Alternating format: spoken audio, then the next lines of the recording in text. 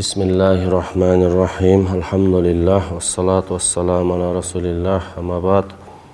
Oğlu бүткүл аламдын жалгыз жаратуучусу болгон Алла Таалага чексиз мактоолор.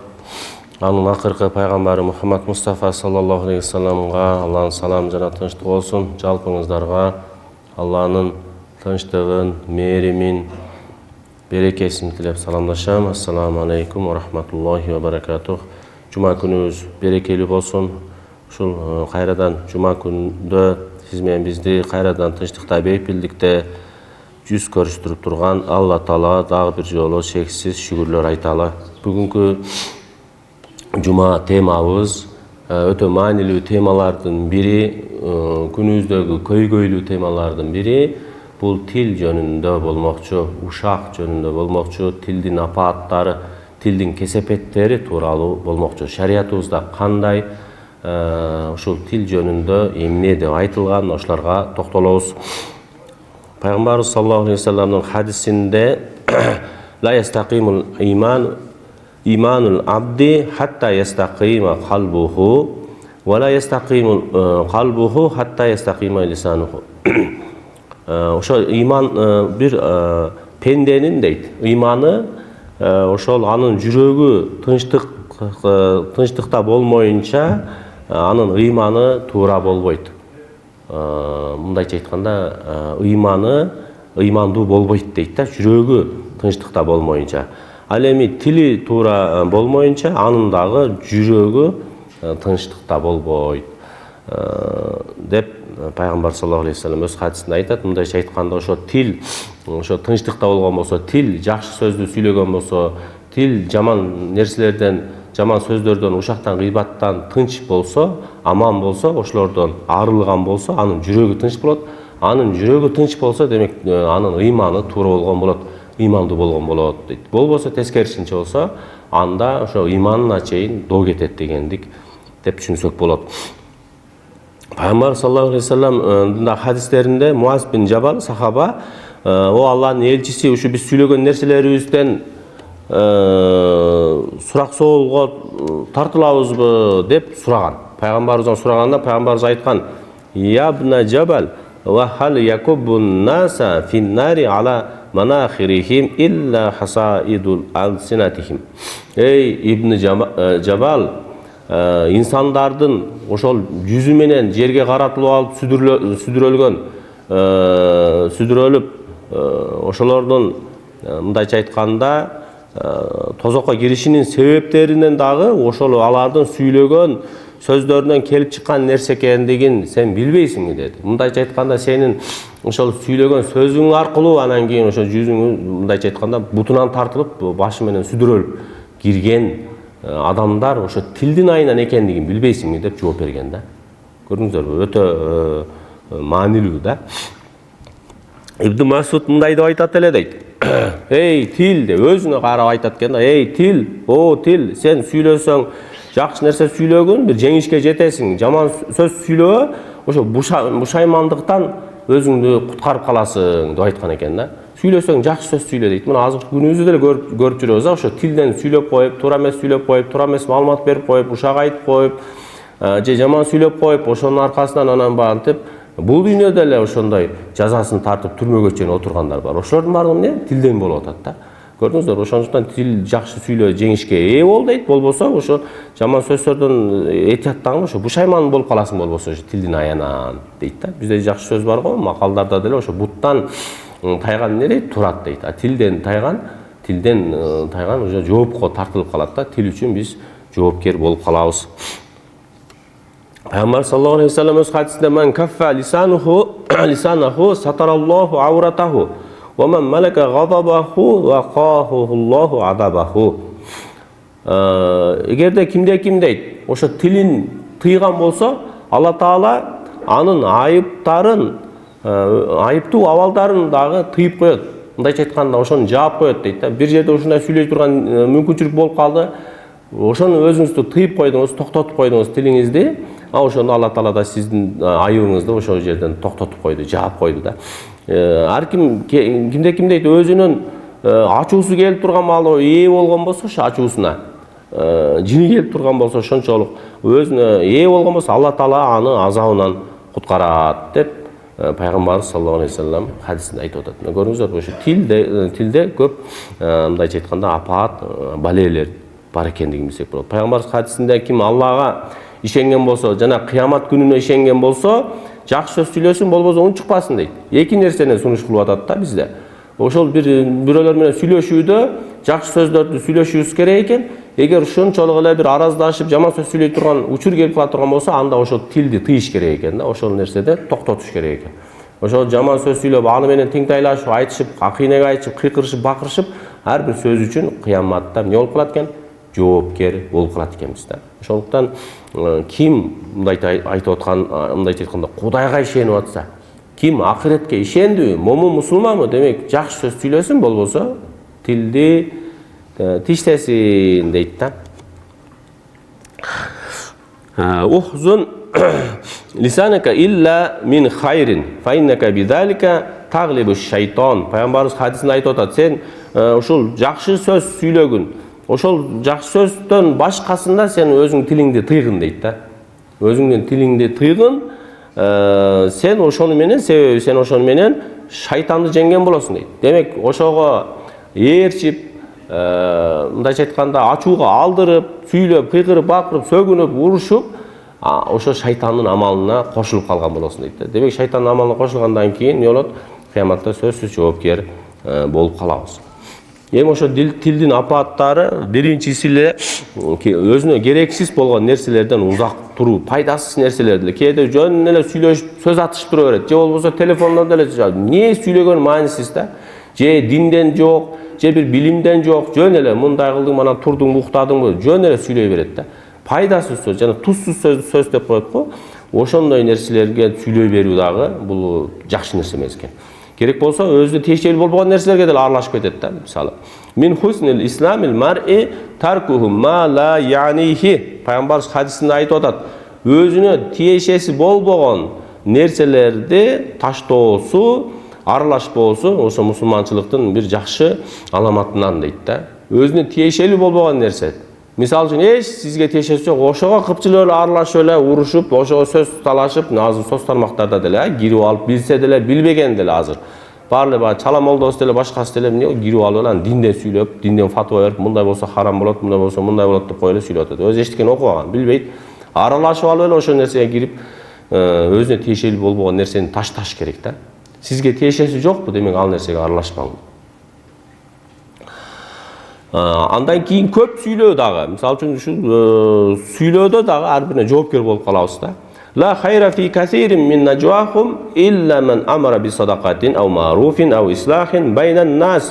Аятта айтып атат, Алла Таала Ниса сүрөсүнүн 114-аятында айтып атат, ушу алардын дейт, көбүнөн эле пысылдашып, шыбыр сүйлөшкөнүндө бир жакшылык жок дейт. Көпчүлүгүндө жакшылык жок, бирок дейт, кайсы маалдарында жакшылык бар? Садака тууралуу айтып аткан болсо, бирөөгө таргип кылып атат да, ушундай жеткизип, ушул ихсан кылган жакшы болот, бейбечаларда кылып турушуңуз, сиз байсыз, сиз зекетиңизди берип турушуңуз керек, ихсаныңызды берип турган жерде бир муктаж бар деп ошентип сүйлөшүп аткан болсо, сооп болот дейт. Же болбосо бир жакшылык иш кылууну айтып атса, ошого сунуштап атат да, ушул жерге ушуну кылып койсок жакшы болот, же бир көпүрө салып коюш керек, сиздин колуңуздан келет, келиңиз ушунтейле деп сүйлөп атат. Же болбосо инсандардын ортосунда аны сүйлөшүп атат, ушул эрди катын ажырашып кеттир, барып жараштырып коелу, мына эки дос урушуп кеттир, кол коюштан ушундай болуптур, жараштырып койбойлубу деп ушинтип сүйлөшүп атат. Мына 3 нерсе, көрдүңүздөрбү? Ушул нерселердин, ушуга окшогон пайдалуу нерселерден сырткаркы жөн эле сөздөргө некен жакшылык жок деп айтып атат Алла Таала. Демек ага жоопкер болуп калабыз. Жөн эле болбогон нерсе, саясат азыр мисалы, ошолорго жоопкер болобуз. Билсек деле, билбесек деле, минттен антты жеп коюптур, ичип коюптур. Ар бири үчүн жоопкер болуп калабыз да. Пайгамбар хадисинде туба лиман амсакал фадла мин лисанихи ва анфакал фадла мин малихи. Өтө сонун хадис. Ушуну жаттап алышыбыз керек, билишибиз керек, амал кылышыбыз керек. Караңыздар, пайгамбарыбыз айтып атат. Пайгамбар саллаллаху алейхи вассалам тилдин көп нерселигин, көпчүлүгүнүн туткан адамга, тилди тыйган адамга, ал эми мал мүлкүнүн көпчүлүгүн сарп кылганга, ихсан кылганга сүйүнчүлөр болсун деп айткан экен. Көрдүңүздөрбү? Бизде тескерисинче болуп калат. Тилди раза көп сүйлөй бересиз, минтеминен антем, минтемде убадаларды бересиң, башкарасың, эчтеке жок жыйынтыгында. Көп сөз сүйлөп атасың, ошо нерсе туура эмес экен. Ошо тилдин көп сүйлөгөндөн өзүң тыйган адамга сүйүнчүлөр болсун. Ал эми көп ихсан кылган адам, мал мүлкү бар, дүйнөсү бар, ошону көп ихсан кылып тарката берсе, ага сүйүнчүлөр болсун. Көрдүңүздөр, ошон үчүн жана бизде сөз бар, өзү макал лакаптар деле ошо шариятыбыздан алынганда. Не дейт? Аз сүйлөп, көп иш кыл дейт да. Бизде айдаганын 6 эчки ышкырыгы таш жарат. Кичине бир нерсе кылып койгонсун, аны жарыя кылып, бияка кылып бүт соопторуна учурасында минткен, анан анткен, тигинткен, өз кылган ишиң алдыңда бир 6 эчки бар да. Көрдүңүздөр, ушул нерсе дагы туура эмес экен. Эми бир жакшы сөз бар да. Ушуну дагы эстен чыгарбайбыз. Жакшылык кылып жаткандай көрүнбө дейт. Мына шариятыбыз ушул нерсени бизге буйрат да. Жакшылык кылып жаткандай көрүнбө, бирок жакшылык кыл да көрүнмө дейт да. Көрдүңүздөрбү? Биз жакшылыкты ушундай соопчулук кылалы, бирок эл көрсүнгө кылбайлы да. Бир камера үчүн, же эл үчүн, рия үчүн кылбайлы. Жакшылык кылайлы, Алла Таала көрүп турат. Жакшылыгыбызды эселеп сооптоп берет. А кээ бирлери бар ушундай жакшылык кылып аткандай көрүнөт да, мындай эптеп эле ошо иш кылды, кылып эле үстүн багы жаап эле кете берсе, жакшылык кылып аткандай көрүнө берет да. Кичине кылган ишин ошону эле жарыя кылып эле ошентип койгон. Өзү чынында берилип, майын чыгарып ишти кылбай атат да. Көрдүңүздөр, ошондуктан жакшылык кылып аткандай көрүнбөшүбүз керек экен элгечи. Жакшы адам болуп көрүнмө деп атат да. Бирок жакшылык кыл, бирок көрүнмө. Ага элге айтып, отчет кылып, ошондой кылбаш керек экен. Ках сүрөсүндө айтып атат фастаузулла из яталаккал муталаккияни анил ямини ва аниш шимали каидун өтө маанилүү аят силердин дейт не ошол силердин бир көз ирмемчелик дагы болбусун силердин жаныңарда даяр болуп турган эки не бар мындайча айтканда көзөмөл кылуучу бар дейт. Ал не ал эки периште. Оң жакта бир периште, сол жакта. Мына ушуну аятта айтып атат. Оң жакта, сол жакта көзөмөлдөөчү периште бар. Сиз бирөөгө отчет берип, бирөөгө жакшылык кылганыңызды айтып, отчет кылып көрүнгөнгө милдеттүү эмессиз. Сизди итак эле бул жерде жакшылык кылып аткан болсоңуз сооп амал дептериңизге жазып атат, бул жакта күнөө иш кылып аткан болсоңуз аны да жазып турат. Көзөмөл кылуучу периштелер бар экенин унутпашыбыз керек. Кираман катибин деп коебуз, мына ушул эки периштени. Азирети Умар разияллаху анх айтып атат, адамдын дейт, тазалай турган нерселердин эң биринчи эле өзүн тазалай турган нерселердин эң биринчиси эле тили дейт да. Биз эми жөн эле денебизди тазалап коюшубуз мүмкүн, бирок ичибиз сасып, не болуп калган болушу мүмкүн да, ниетибиз бузулуп, сүйлөсөк, жаман сөздөр сөгүнүп, тазалай турган нерселерди дейт, биринчи эле тазалай турган өзүң жүрөгүң таза дейт, тилиңди тазала. Көрдүңбү? Умар разияллаху анху сөзү. Тилди тазалаш керек экен. Не дегени? Тилди тазалоо дегени жакшы сөз сүйлөө, жакшы мамиле кылуу, сөгүнүп, жаман сөздөрдөн башка нерседен не узак туруу. Ошол андан сырткары дагы пайгамбарыбыз хадисте айтат, ушу эки нерсени эле этияттап сактаган болсо, мен бейишке кепилмин, бейишке кирүүсүнөн кепилмин дейт да. Бирөөсү эмне? Ошол эки илебин сактаган болсо, анан жана эки бутун ортосун сактаган болсо дейт да. Көрдүңүздөр? Ушул нерселерин эле сактаган болсо, мен ошол адамдын бейишке кирүүсүнө кепилмин деп пайгамбар саллаллаху алейхи вассалам айткан. Көрдүңүздөрбү? Ошо жана ойноштук кылуу, ошол эле маалда бар.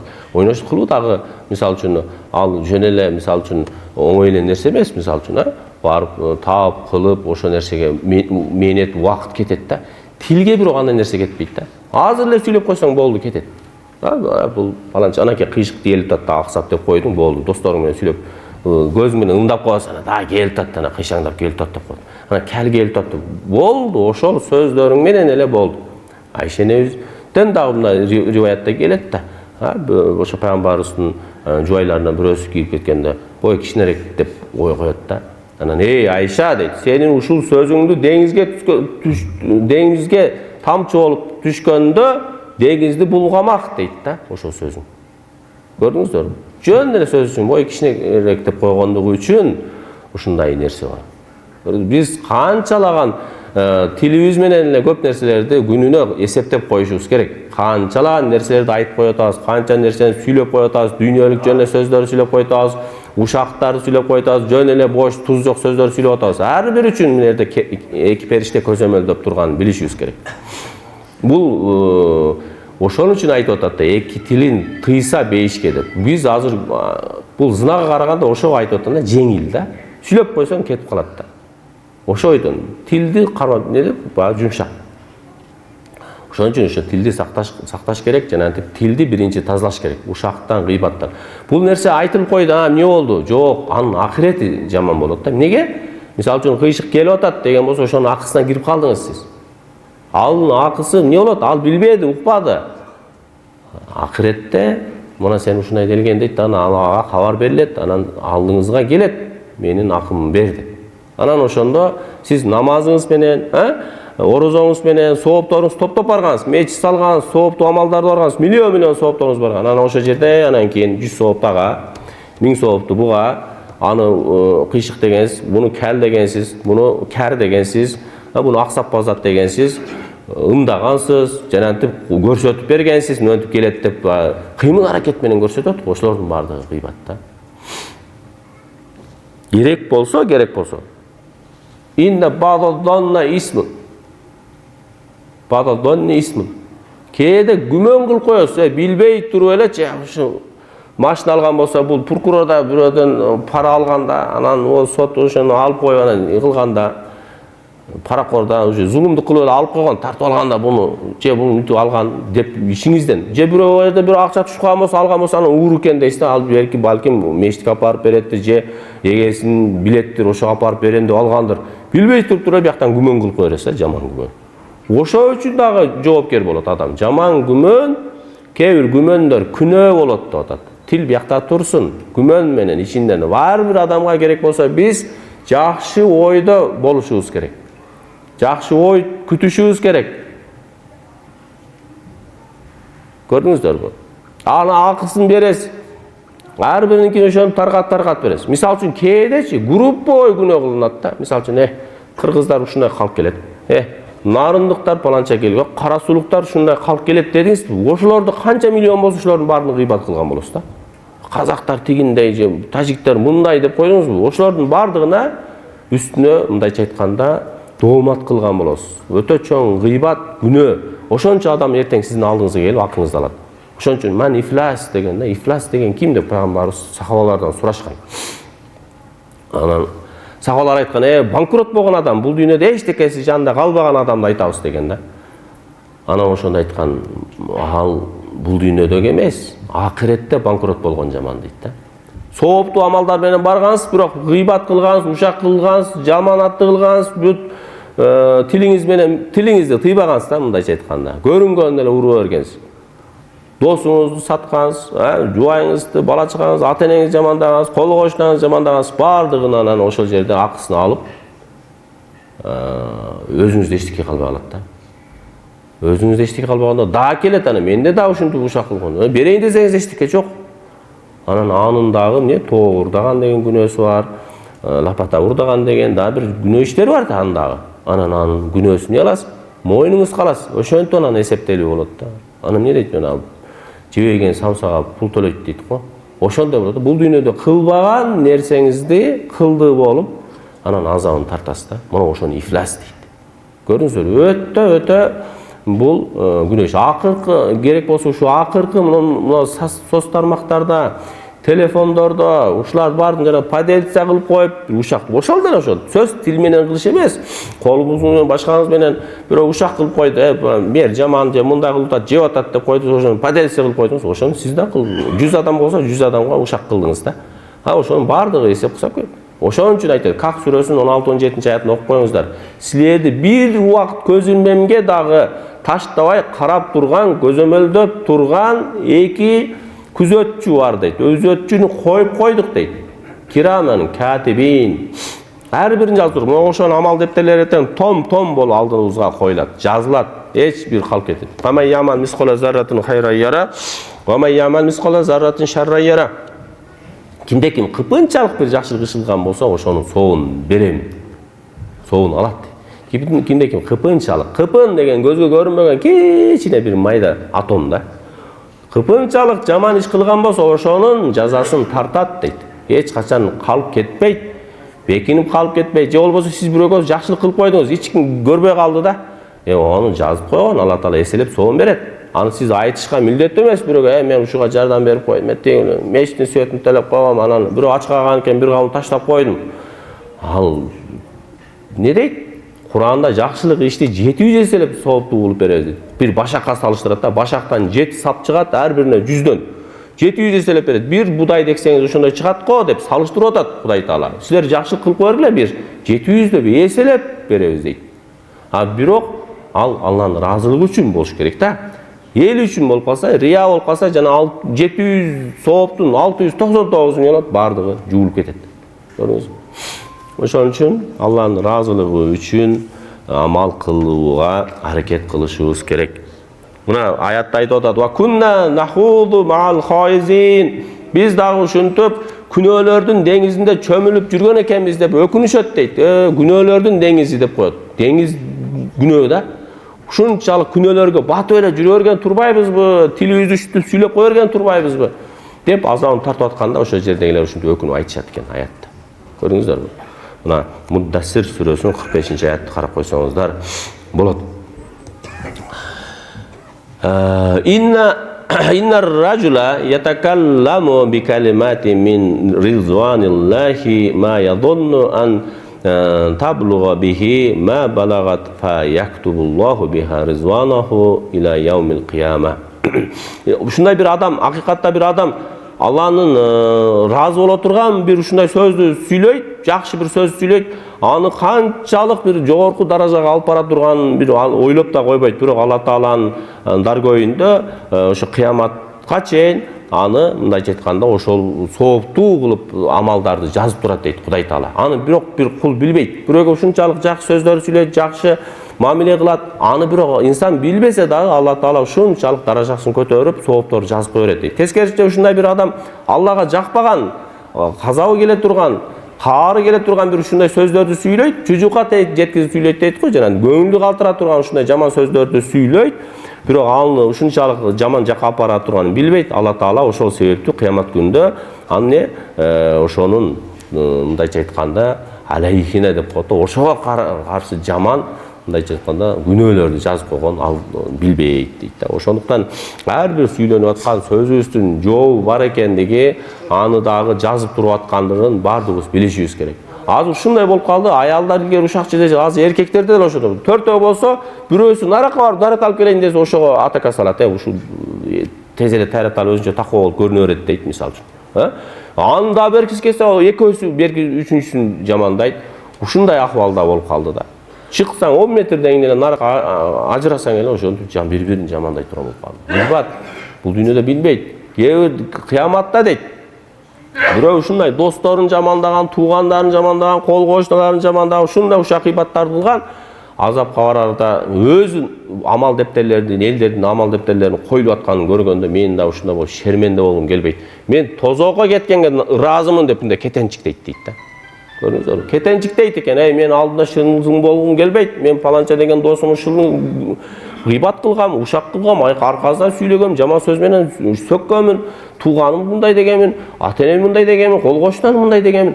Бүт бардыгы чыгып калса мен кантемин, досторум менен кантип жүзүмдү карайм деп мен тозокко ыраазымын дейт да. Көрдүңүздөрбү? Ошон үчүн багы шерменде кылуудан Аллахым сактасын деп көп дуа кылышыбыз керек экен да. Мынакей хадистерде айтып атат: "Ла тумари хака ва ла тумазиху ва ла таидху мауидан фатхулифаху." Тирмизидин риваятында айтып атат: "Сен бир тууганыңа эч качан бир каршы чыкпагын, аны бир келекелебегин, ага бир сым тагып, мындай кылып ошондой кылбагын, өзүң аткара албай турган нерселерге дагы сөз бербегин" дейт да. Мына сөз сүйлөп койгон, бул жалганчы, бул эртең келем дейт, келбейт дейт. Ошентип инсандар бири-биринен эмне кылып калат? Чыгып калат. Бирөөдү ушактай берсе, сен сата берсе, ага да бир нерсе айтпай каласың. Айтсаң эле бул айтып коет эртең дейт. Уже адамдар бири-бирин ошентип таанып калат да.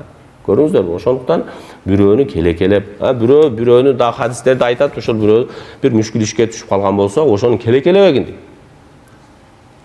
Аны мыскылдабагын дейт. Хадисте айтып атат. Качан эгерде ошентип келекелеп мыскылдаган болсо дейт, ошол келекелеген нерсесин ошол өзү адам ошону жашамайын бул дүйнөдөн өтпөйт дейт. Көрдүңүзбү? Бирөө авария болуп буту сынган болсо мына ушуну көрмөк дедиң да. Ушуну көрмөгеле ушу буту жөндөн сынбады бул, жөн жүрбөйт да деп ошентиңби? Бир күнү сен да ошону авария болосуң, бутуң сынат, анан өлөсүң дейт да. Мындай ачыкча түшүнүп турган болсо. Көрдүңүздөрбү? Ар кимге ар кандай Алланын сыноосу келет. Бирөөгө байлык менен сыноо, бирөөгө кедейлик менен, бирөөгө оору берет, бирөөгө жыргалчылык берет, бейпилчилик берет. Бирок ар ким ошо сыноону өзүндө өтүш керек. Ошо бирөөсү бейпилчилик ушундай жыргалчылык берген болсо шүгүр кылат. Шүгүр кылуу алхамдулилла менен чечилбейт. Ал ошо шүгүрүн байлык берген болсо ихсанын кылат, жардам берет муктаждарга, ошону менен шүгүр кылат. Бирөө кедейген бала же оору болгон болсо ошого сабырлуулук менен берет. Аллахым мага ушул нерсени ыраа көрдүң, мен сага сабыр кылайын деп сабырдуулук менен. Йо, мага эле ушул оору келе берет, ушу мага эле ушу тагдырыма ушул нерсе жазылды деп өзүнүн жанын кечип же ушинтип наалат айта турган болсо, анда ушу сыноодон өтпөгөн болот да. Көрдүңүздөрбү? Ошондуктан ушул нерселерде айтят болушубуз керек.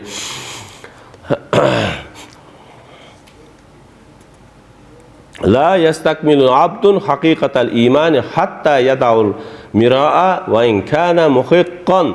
Адам өзү ушундай акылуу болуп турган болсо, туура болуп турса дагы талашып, тартышууну таштаган болсо дейт, ошол адам ыймандын анык даамын таткан болот дейт.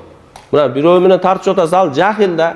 Сиз билип турасыз, анык ошо кесиптин ээсисиз, бул мындай болот, 2-2-ни кошсоңуз 4 болот деп турсаңыз, ал 5 болот деп турган болсо, анык 4 экенин билесиз. Мына ошол жерде түшүнбөгөндөн кийин болду, ушул нерсени таштадым, мен ал менен жаман жакшы айтышпайын, момун мусулман менен деп таштаган болсоң, ыймандын акыйкатын татат дейт. Биздикилер ошол айтышып отуруп, аягы уруш менен, душмандык менен башталат. Ошондуктан бири-бири менен талаш тартышуу бул күнөө. Болбогон нерсе үчүн, башка үчүн баягы талашып тартышкан болбойт. Билал бин Саад айтат: мен бир тууганым менен эч качан жөнү жок талашып тартышпайм, себебин ал же болбосо аны мен жалганга чыгарам, же болбосо аны мен жинине тийген болом.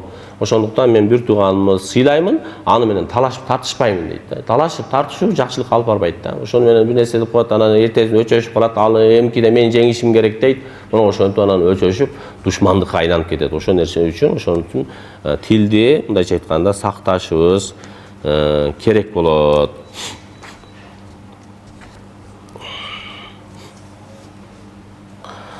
Вакулу линнаси хуснан деп пайгамбар саллаллаху алейхи ва саллям өз хадисинде айтып атат: инсандарга жакшы мамиле кылгыла, жакшы сөз сүйлөгүлө дейт. Жакшы сөз. Баргы жакшы сөз дагы садака деп пайгамбарыбыз хадистеринде да келет.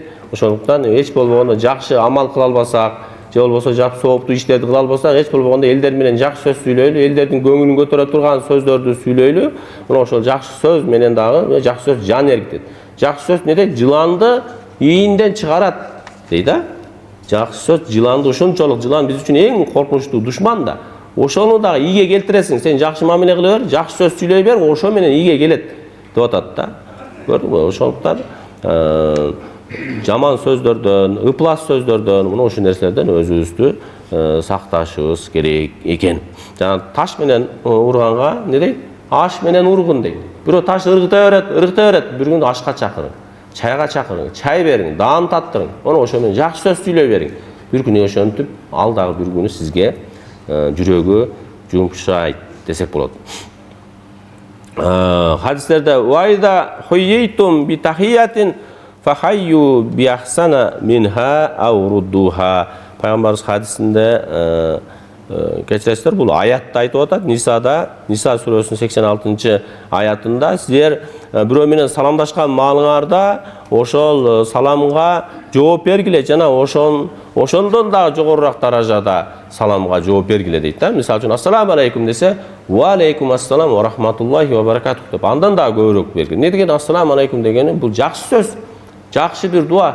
Алланын тынчтыгы сага болсун деген сөз. Тынчтыктан өткөн неамат жок инсандарда. Мына биз көрүп атабыз, согуш болуп атат, тынчтык жок. Бизде деле кандай болуп калды? Тополоң күндөрдө намаз окуялы, ибадат кыла албай каласыз. Туурабы? Тынчтык болбосо.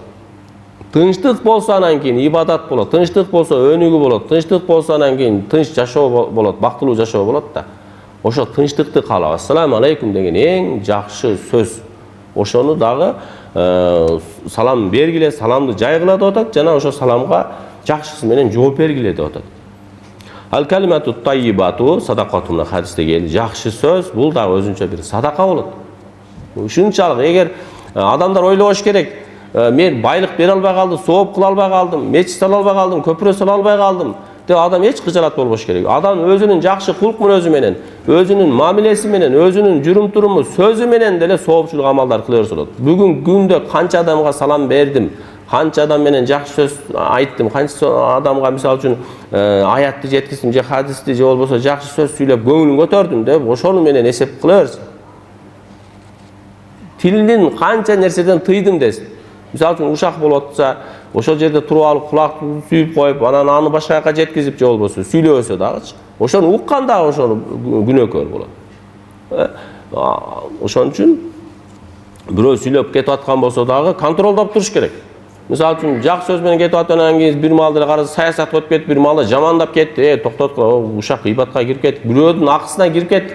Ошо бирөөнүн 10 сомун алып бербей койгондой эле, бирөөдүн апатасын алып бербей койгондой эле болуп калат. Ошол сөз деле. Гыйбат деген сөз дагы ошол. Адам өзү жокто аны жакпаган сыпаты менен сыпаттоо дейт да. Азирет Умардын сөзү бар экен да. Жакшылык дейт, бул жөнөкөй эле нерсе дейт. Караңыздар, жакшылык деген, жакшылык кылуу деген бир эң жөнөкөй нерсе. Жылмайган жүз жана жакшы сөз дейт. Караңыздар. Бирөө жылмай эле жүрсө, анан жакшы сөз айтса, аны ким жаман көрөт? Мисалы үчүн, ошентип адамдар менен мамиле кылып атса, не болот? Алланын ыраазылыгына болот. Пайгамбарыбыздын кулк мүнөзүн алган бул. Жакшы сөз ошол адамдын дейт денелериндеги булчуңдарындагы, дене мүчөлөрүндөгү душмандыктарды жоготот дейт. Ошолорду тазалайт дейт. Бирөө адам ушундай бирөө менен жаман көрүп калганда, ошентип анан ал караса жакшы мамиле кылып атат, жакшы сөздөрдү сүйлөп атат, баягы нерселердин баардыгын жоготуп эритет дейт да. Көрдүңүздөрбү? Жакшы сөз жан эргитет дейт.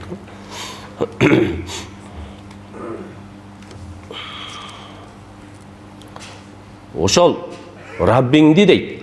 Раббиңди ошол казапка келтире турган, жигнетире турган ошондой сөздөрдү жана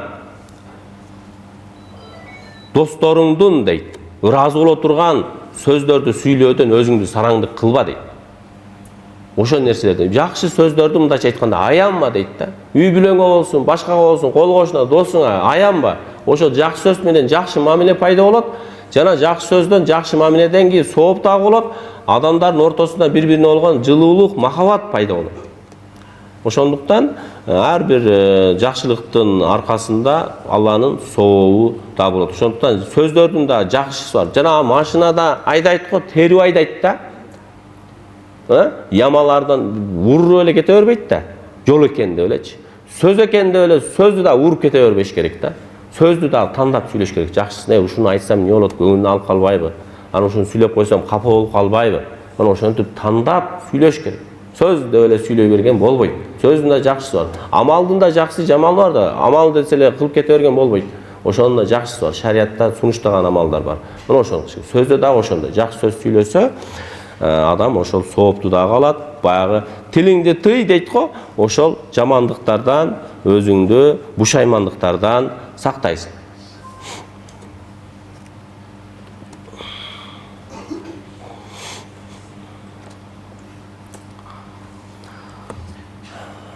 Лейсал муъмину биттаан валал лаан валал фахиши валал бадии. Момун мусулман бирөөдү айыптоочу эмес дейт. Бирөөнүн айыбын айтып эле сен тигиндейсиң, сен мындайсың деп айта турган адам эмес дейт. Момун мусулман андай эмес. Жана лаанат кылуучу эмес, каргыштап мындай деле каргыштайт го, балаң чирип кетсин, тигинден зуриятыңа мындай болуп кетсин, өзүң бир жакшылык көрбөй кал, өлүп кал, тигиң бол деп ушинтип сүйлөөчү эмес дейт. Жана адепсиз жаман сөздөрдү дагы сүйлөөчү эмес дейт пайгамбар хадистеринде. Көрдүңүздөрбү? Момун мусулмандын сыпатына бирөөнүн айыптоонун ашыруу ушундай нерселер. Сын тагуучулар көбөйүп кетти. Иш кылып атса дагы азыр бул жагынан сын тагат. Бир ата бала эшегин жетелешип алып жолдон кетип атса бирөөсү минип албайбы дептир да. Жөн эле ушу эшекти эмнеге берген? Минип алса болот го дептир. Анан бир күнү кийинки айылга кетип атканда анан атасы минип алыптыр. Атасы минип алса ал да айылда чоң эле киши баланы чарчатып калсаң ошону эле мингизип койбойбу дептир да. Анан наркы айылга барып туруп анан баласы мингизип өзү жетелеп алып туруп анан айтыптыр, наркы айылдагылар айтыптыр, бала жаш эле бала өзү жүрсө болот, ону аксакал киши өзү минип албайбы дептир. Анан экөө тең учкашып алыптыр. Кийинки айылга барып десе, ушул эшекте эле жүк көтөрөт экен деп эле учкашып алып эле ошентпей эле бирөөсү минип бирөөсү жетелеп алса болбойбу дептир да. Көрдүңүздөрбү? Ар жерден ар кандай сөз чыга берет да. Биз ошол инсандар ушул нерседен этият болушубуз керек. Бирөөдү сындаганда, бирөөгө айып койгондон, ар бир тилибиз чыгып атабы, сүйлөп атабызбы, бирөөдү сындап атабызбы, ошонун акысына кирип атканды эстешибиз керек. Ошон үчүн жана Кахф сүрөсүндө 16-17 аятты окуп коюңуздар. Ар бир адамга оң жак, сол жагына күзөтүүчү периштелер коюп коет. Ар бири жазып атат. Кыяматта жооп берип калабыз. Ким эмне кылып атат, башкалыкта биздин ишибиз канча? Биз аны сындагыдай. Сын пикирлер айтылат. Ал бетине барып айтылат. Ар бир адам айта турган нерсеси бар. Мен бул жерде туруп алып азыр бир кишинин менен туруп алып, туруң Арап байке, сиз мондай кылдыңыз өткөндө эмнеге минттиңиз десем, элдин алдында шерменде кылуу болуп эсептелет. Анын айыбын ачуу.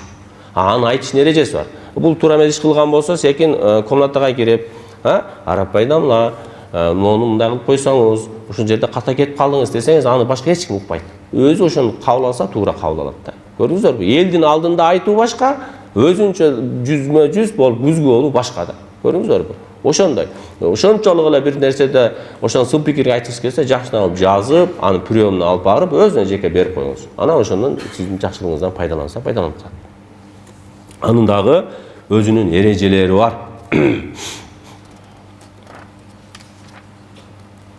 Убактыбыз дагы болуп калыптыр. Өз тил боюнча өтө айта турган нерселер көп болчу. Негизи ошол тилибизди тыйышыбыз керек. Көп нерселерде ошол пайгамбарыбыздын хадисти менен токтололу. Пайгамбарыбыз хадисинде ошо жакшы сөз сүйлө, же болбосо унчукпа дейт. Ошол эки нерсени колдонушубуз керек. Ар бир кылып аткан амалыбыз, сүйлөп аткан сөзүбүз үчүн дагы кыяматта жооп беребизди унутпашыбыз керек. Бир дуа бар экен, ошого дагы дуа кылып коелу. Шадыбеков Адилет деген бир тууганыбыз бир ошол дуага муктаж болуп калыптыр. Бир мүшкүл иштери бар экен, ошолор чечилип калсын деп дагы дуа кылалы. Амин. Ва ахиру давана алхамдулиллахи роббил аламин. Айтылган маселелерди укулуктуу кылып, башкаларга да жеткизишти насип кылгын, өзүбүздү дагы амал кылышты насип кылгын. Аллах ошо тилибизди тыйып жакшы сөз сүйлөөнү Аллахым насип кылгын. Аллах ушул бир тууганыбызда аталган бир тууганыбызда мүшкүл иши бар экен, мүшкүл иши тезирээк чечилип калышын Аллах Тааладан суранып кетебиз.